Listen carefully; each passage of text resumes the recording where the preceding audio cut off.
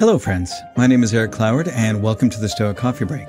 The Stoic Coffee Break is a weekly podcast where I take an aspect of Stoicism and break it down to its most important points and talk about how we can apply it in our daily lives. I share my successes and my failures and hope that you can learn something from my experience, all within the space of a coffee break. This week's episode is called Resistance. Epictetus said, "Don't demand or expect that events happen as you wish them to. Accept events as they actually happen. That way peace is possible." What if you stopped resisting everything that life brought your way? What if you could cheerfully accept everything that came your way? How would that change how you showed up in the world? Well, this week I want to talk about the importance of dealing with what is and not with what we think should be. The Stoic idea of amor fati, to love your fate, is often a confusing topic for people. Did the Stoics mean that we are victims of fate and that we don't have free will and that we should just accept what happens to us? Doesn't that just make us victims? I don't think this is what the Stoics had in mind. I think that what they meant was that life, or fate, is going to happen to us no matter what. And unless you're dead, there are things that are going to happen in your life, and you have no control over them. And because they are going to happen to us, whether we like them or not, we can either resist and complain, or we can just accept that this is how life is happening to us and learn to flow with what happens. The ancient sage said, "Wisdom lies in cheerful acceptance of whatever life throws at you." When you focus on what you think should be, you are wishing for the world to be something different than it is. You're projecting your expectations out onto the world. And most people that do this are chronically unhappy because the world will never change to meet your expectations. People are not doing the things that you think they should. Events aren't happening like you think they should. And when you think about how things should be, you're just wishing. Now, when you focus on what could be, then you're recognizing the way that things actually are. And when you do this, you actually have the possibility to see the potential in things. Your mind can become creative because it sees the possibilities based on what is actually there and what things could become. It then gives you a real chance to actually accomplish something because it starts from a basis in reality rather than trying to bend things to fit our expectations. And once you can accept everything for exactly as it really is, especially the things we don't like, then you can be okay with whatever life throws at you. It doesn't mean you have to like it. It just means that you acknowledge it and accept it. You can see the opportunities and the potential, and you're much more curious and accepting and a lot less judgmental.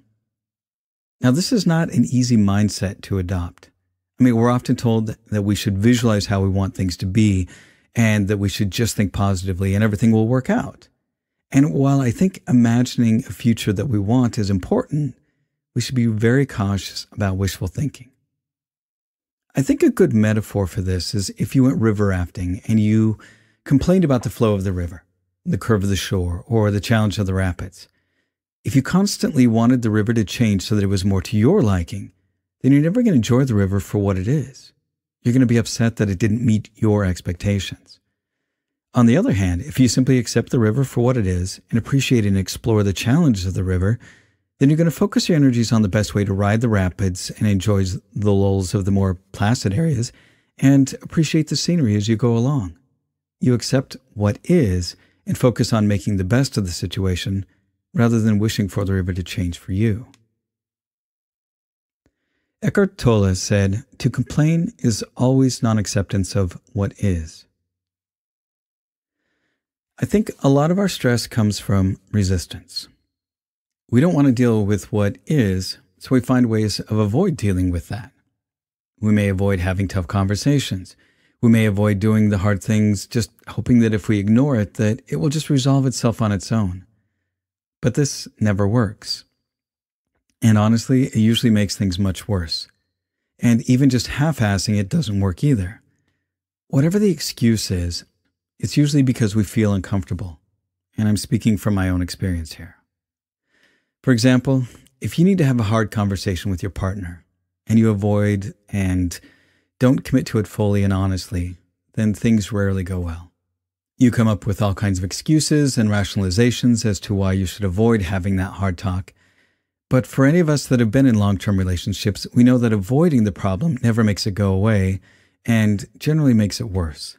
If you embrace the hard stuff from the beginning, then it's much easier to deal with. When you let things fester, then it's not just about the issue, it's also about avoiding the issue. It's kind of like having an open wound. The more you ignore it, the greater chance you have of it getting infected.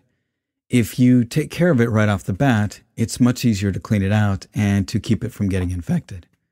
Once it's infected, then it takes a lot more drastic action to repair the damage, and the greater your potential for actually causing long-term harm to the situation. Marcus Aurelius said, "How ridiculous and how strange to be surprised at anything which happens in life." So, what can we do to be more accepting of what life throws our way? I think one of the best ways is just to let go of our expectations and do our best to face our challenges head on.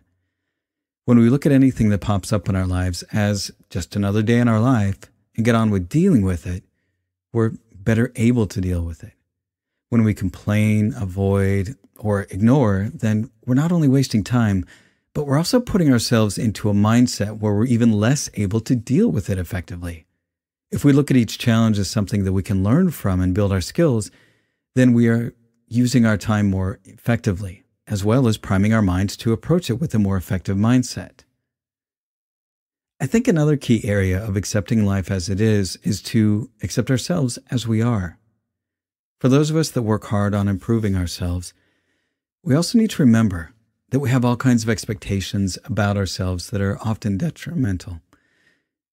There's a lot that we want to accomplish, and we can also see the person who we want to be. But I think that we often make plans and set goals with this perfect ideal of ourselves in mind. If our plans expect us to be operating at our best with some ridiculously idealized version of ourselves all the time, without room for us being at our worst, then we're going to suffer a lot of failures in our lives. And I think we need to recognize not just our strengths, but also our weaknesses, and work with what we can really accomplish, not just what our ideal selves can accomplish. Remember, self-acceptance is not about letting yourself off the hook. It's about being realistic about what you can do and who you really are. It also removes a lot of shame for not being something other than what you are.